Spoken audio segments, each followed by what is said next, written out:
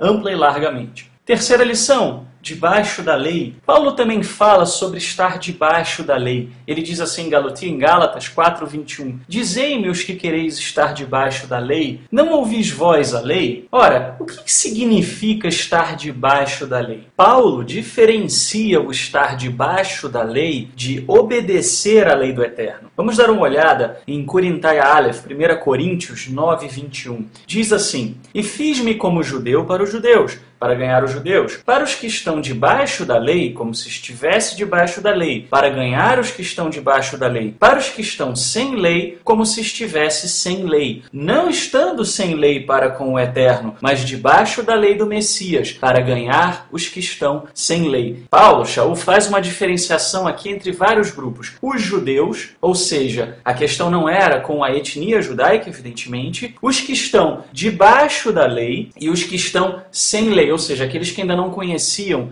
a lei do Eterno. E repara o que Shaul diz aqui. Ele diz que ele não estava sem lei. Ele não estava debaixo da lei, mas ele obedecia à lei do Eterno. Ou seja, obedecer à lei do Eterno, obedecer à Torá, não é igual a estar debaixo da lei. Bom, aqui fica claro o que não é estar debaixo da lei. Mas vamos ver agora mais informações para entendermos o que significa essa expressão usada por Paulo. O termo usado para debaixo da lei é uponomon no grego, ou terreit namusa no aramaico. O que significa isso? Ambos esses termos, tanto no grego quanto no aramaico, indicam uma posição de estar abaixo de alguma coisa, no sentido de que se está sofrendo pressão de um jugo, uma opressão, por conta até de um peso, digamos assim. Temos exemplo disso nos próprios escritos de Paulo. Em Romanos 3:9, dito assim, tanto judeus como gregos, todos estão debaixo do pecado. Aqui, o debaixo, o upo, demonstra que é uma opressão,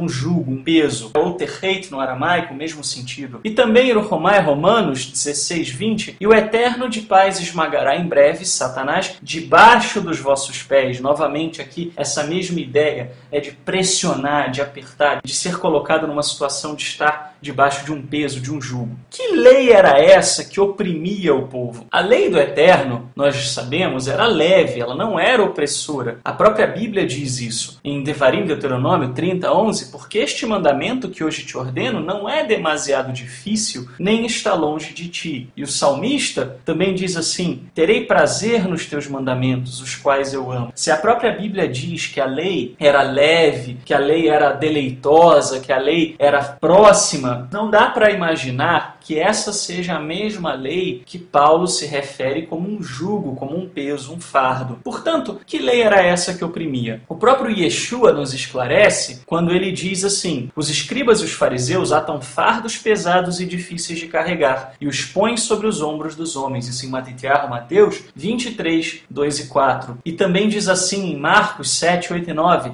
negligenciando o mandamento do Eterno, guardais a tradição dos homens. E disse-lhes ainda, jeitosamente rejeitais o preceito do Eterno, para guardardes a vossa própria tradição. Ou seja, essa lei que oprimia, ela era justamente a lei da tradição, peso do excesso de zelo para com a lei mosaica, que acabou por ser responsável pela criação de um sistema legal, que, como nós já vimos no outro vídeo, já falamos aqui, hoje não representa sequer 10% do que seria a lei judaica dentro do judaísmo ortodoxo, que é o judaísmo que descendeu dos fariseus. E o próprio Paulo nos confirma isso quando ele diz, por exemplo, em Colossenses 2:8, cuidado que ninguém vos venha enredar com sua filosofia e vãs sutilezas, conforme o quê? A tradição dos homens. Então a gente percebe muito claramente que a tradição dos homens era justamente essa lei que oprimia o povo. E aqui uma frase interessante do Douglas R. McLachlan, da American Association of Christian Schools, que diz assim, no legalismo, os princípios bíblicos são ignorados e padrões externos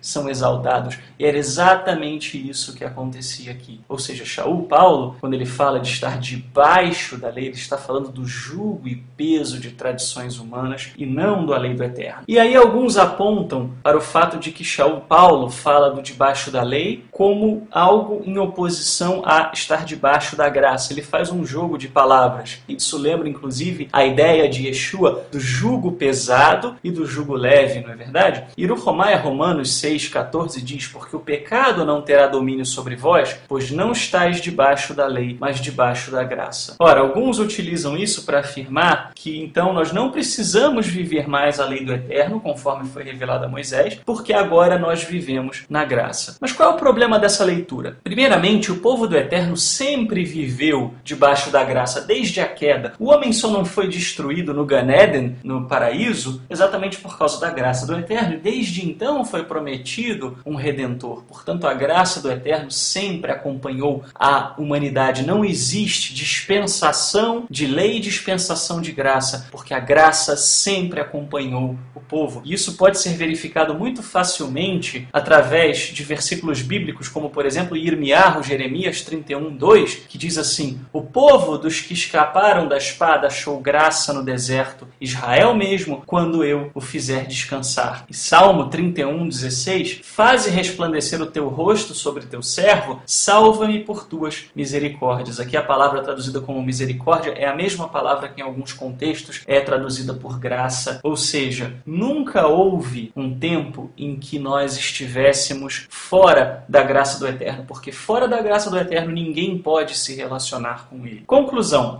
estar debaixo da lei é depender de obras humanas para se salvar. É aquele legalismo que nós vimos anteriormente. É aquela ideia de que o que importa é a cerimônia, o que importa é a ritualística. Então, se é isso que me importa, então eu devo ter um zelo enorme para com as regras que foram dadas para que eu possa ser salvo. Isso é o viver debaixo da lei, é uma distorção da lei do Eterno. Não é a mesma coisa que simplesmente viver em obediência à lei do Eterno. Quarta lição: a lei era apenas um tutor? Alguns afirmam que a lei do Eterno, era apenas um tutor e que não mais precisamos dela. E eles afirmam isso com base no versículo abaixo. De maneira que a lei nos serviu de tutor para nos conduzir ao Messias, a fim de que fôssemos justificados por fé. Mas tendo vindo a fé, já não permanecemos sob o tutor. Gálatas 3, 24 e 25. O que dizem as pessoas? Bom, essa lei que era apenas um tutor temporário, essa era a lei do Eterno. Então, como ela era apenas um tutor temporário, nós não estamos mais debaixo dela, nós não precisamos mais seguir a lei do Eterno. E qual é o problema dessa leitura? Primeiramente, a Bíblia afirma que a lei é eterna. Isso em várias passagens, como por exemplo, Deuteronômio 5, 29, 12, 28, Josué 1, 7, 8, enfim. Há várias passagens que demonstram que a lei ela é eterna. Se a lei é eterna, ela não pode ser temporária. Então, como conciliar a leitura de Paulo com o restante das Escrituras? A lei a que Paulo se referia não era aqui a lei do Eterno. Nós já vimos no vídeo 5 lições sobre a lei do Eterno, como já falamos aqui, que Paulo fazia uso da palavra lei para diversas coisas. E aqui não é a lei do Eterno, e sim a lei judaica. Se nós pegarmos os dados do historiador Flávio Josefo, 90% das afiliações sectárias em Israel pertenciam à facção dos fariseus e à facção dos essênios. Okay? Josefo menciona cerca de 5.000 fariseus e 4.000 essênios, na época mais ou menos contemporânea de Shaul, de Paulo, de Yeshua, e esses eram os grupos que eram organizados, que tinham escolas e que doutrinavam, ensinavam o povo. Nós tínhamos os outros 10% que se referiam aos saduceus, porém os saduceus, como se sabe, não criam na totalidade das Escrituras. Então, se houvesse alguém que cresce na totalidade das Escrituras, precisaria necessariamente estudar com um desses grupos. E em ambos os casos, tanto os fariseus quanto os essênios, tinham um sistema legal em que a lei do Eterno era uma pequena fração desse sistema. Não representava o todo do sistema, provavelmente não representasse nem 10% do sistema. Para maiores informações, sugiro então que se assista o vídeo 5 lições sobre a lei, onde nós falamos um pouquinho mais sobre isso. Mas o importante aqui é o seguinte: para se aprender sobre as leis do Eterno, para se aprender sobre a promessa do Eterno, enfim, para se aprender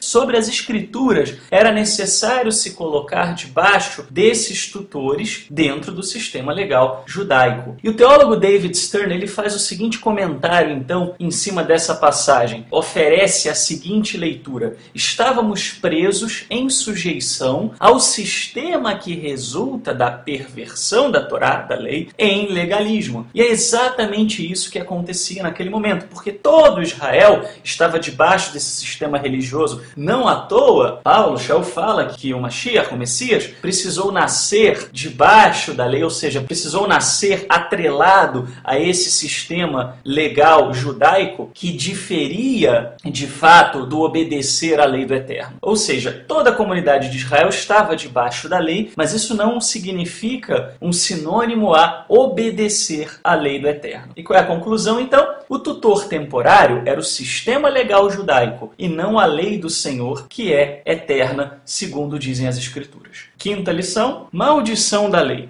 Baseado nos textos abaixo, alguns acreditam que viver a lei do Eterno é colocar-se em maldição. Nós já vimos então o texto que fala daqueles que são das obras da lei estando debaixo de maldição, e vemos também Gálatas 3,13, o Messias nos resgatou da maldição da lei, fazendo-se maldição por nós, porque está escrito: maldito todo aquele que for pendurado no madeiro. Portanto, eles dizem assim: a lei era maldição, e agora então Yeshua me resgatou da lei, então eu não preciso mais viver na lei, e mais, se eu tentar viver a lei do Eterno, eu estou debaixo de maldição. O grande problema disso é que se nós entendermos que quem guarda a lei do Eterno, quem obedece a lei do Eterno está debaixo de maldição, isso vai em ampla e total contradição com o que a Bíblia diz anteriormente em todo o Antigo Testamento. Por exemplo, Salmo 119:1, bem-aventurados os irrepreensíveis no seu caminho, que andam na lei do Senhor. E o próprio Paulo diz assim: a lei é santa, e o mandamento santo e justo e bom. Isso em Romanos 7:12. Vamos ver então qual era a definição bíblica para a maldição da lei. É muito simples, basta olharmos em Deuteronômio, Devarim 30:15-19, onde essa maldição é descrita. Vês aqui hoje te tenho proposto a vida e o bem, e a morte e o mal, porquanto te ordeno hoje que ames ao Eterno teu Senhor, que andes nos seus caminhos, que guardes os seus mandamentos, os seus estatutos e os seus juízos, para que vivas. Porém, se o teu coração se desviar e não quiseres dar ouvidos, e fores seduzido para te inclinares a outros deuses e os servires, então eu vos declaro hoje que certamente perecereis. Os céus e a terra tomo hoje por testemunhas contra vós, de que te tenho proposto a vida e a morte, a bênção e a maldição. Escolhe, pois, a vida para que vivas tu e a tua descendência. Portanto, a maldição da lei não era a obediência, e sim a desobediência. O Eterno colocou diante do povo a sua lei, que descrevia o que era bom e descrevia o que era mal, descrevia o que era reto e obediente e justo, e descrevia o que era iníquo, pecaminoso e desobediente. E nós, infelizmente, escolhemos andar no pecado. Portanto, nós nos colocamos numa posição de maldição. E Yeshua nos resgata não é da própria lei, é do pecado. Afinal, a lei, como Paulo falou e nós vimos, é boa, a lei é santa. E aquilo que nos oprime, aquilo que é maldição em nossas vidas, é o próprio pecado. Então vamos recordar aqui, aqueles que viviam debaixo da lei não eram os que obedeciam à lei, mas os que distorciam a lei e se baseavam no mérito próprio para tentarem obter algum tipo de salvação. E o problema teológico disso: quem vivia debaixo da lei invalidava a lei. Isso nós já vimos aqui Marcos 7, 8 e 9, e as palavras de Yeshua, que fala que por conta das suas tradições, as pessoas às vezes até chegavam ao ponto de invalidar a própria lei do Eterno. Portanto, quem vivia debaixo da lei não cumpria a lei. Quem vivia debaixo da lei também não tinha o recurso da graça de Yeshua, porque se você depende dos seus méritos, então a graça para você não tem sentido. Terceiro ponto: tradições humanas não agregam santidade ou mérito. O fato de pessoas, por mais bem intencionadas que possam estar, criarem uma série de regras, uma série de ritos, uma série de acréscimos, de tradições em cima da palavra do Eterno não faz com que essas ações tragam algum mérito. São ações puramente humanas. E mesmo se agregassem, coisa que não agregam, ainda assim nenhum homem é perfeito na sua prática religiosa para poder chegar aos céus por mérito próprio. Portanto, é justamente contra todo esse sistema incoerente que Shaul, que Paulo desenvolve a sua teologia. Conclusão: a maldição da qual nós somos resgatados, ela está no pecado e no sistema doutrinário que distorcia e agregava a lei. A maldição não reside na obediência à lei por reconhecer que Yeshua é o Senhor.